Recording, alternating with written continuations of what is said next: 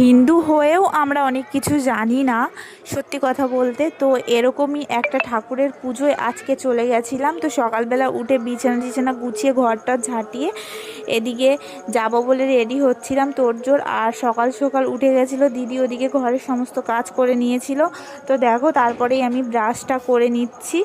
Hello বন্ধুরা, আমি তোমাদের সঙ্গে আছি সুদীপা। তো তোমরা সুদীপার আজকে সেকেন্ড ব্লগ ভিডিও দেখছো, মানে আমার আজকে সেকেন্ড ব্লগ ভিডিও দেখছো। আমি ভাবলাম যে তোমাদের সঙ্গে কন্টিনিউ ব্লগ পোস্ট করব। আমি কালকের দিয়েই ব্লগ পোস্ট করছি।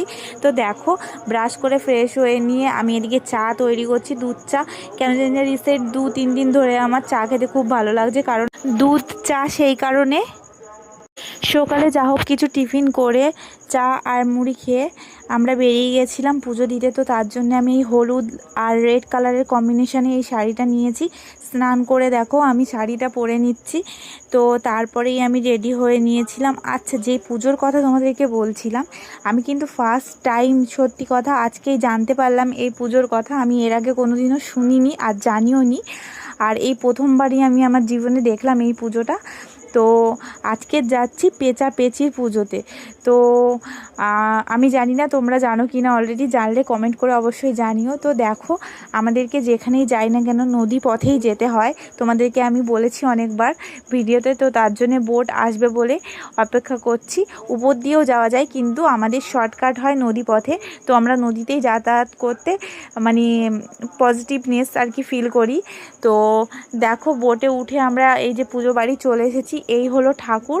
আমি কিন্তু এর আগে কখনো দেখিনি। তোমরা দেখো, আমি ভেতরে অন্ধকার ছিল, ঠিকভাবে তোমাদেরকে দেখাতে পারিনি, তবে আশা করি ক্লিয়ারভাবেই এসছে যতটুকু এসছে। তো তারপরে এখানেই একটা মামাদের বাড়ি ছিল, সেখানে আমরা চলে গেছিলাম। ওদের ওখানে কিছু টিফিন করতে দিয়েছিল। আর ওদের ওখানে দেখো মন্দির, লক্ষ্মীনারায়ণ মন্দির আর বনদেবী ঠাকুরের মন্দির রয়েছে। তারপরে আবার আমরা এখানে পুজো বাড়িতে চলে এসেছিলাম। আর এখানে সত্যি কথা প্রচুর ভিড় ছিল। আমি ভাবতে পারিনি যে বাড়ির পুজোতে এতটা ভিড় থাকে, মানে বারোয়ারি পুজোতে ঠিক যেরকম ভিড় সেই রকম। আর অনেকে, প্রায় ওরকম 10-12 জনের উপর গণ্ডি কেটেছিল, মানে আর কি, যে আগুন জ্বালিয়ে করতে হয়। তারপরেই আমরা বাড়ি চলে এসেছিলাম। বাড়িতে এসে দেখো কাজ টাজ গুছিয়ে নিয়ে ভিডিও করতে বসে গেছিলাম, যে কমেডি ভিডিও ফেসবুকে পাবে তোমরা। তারপর সন্ধ্যাবেলা সন্ধ্যা দিতে চলে গেছিলাম। আজকে সারাদিন পুজো পড়েনি কালী মন্দিরে। তো একেবারে প্রসাদ লাগিয়ে, মানে ভোগ দিয়ে একেবারে এসছি, কারণ সবাই তো চলে গেছিলাম। তাই আজকের ভিডিওটা এই পর্যন্ত।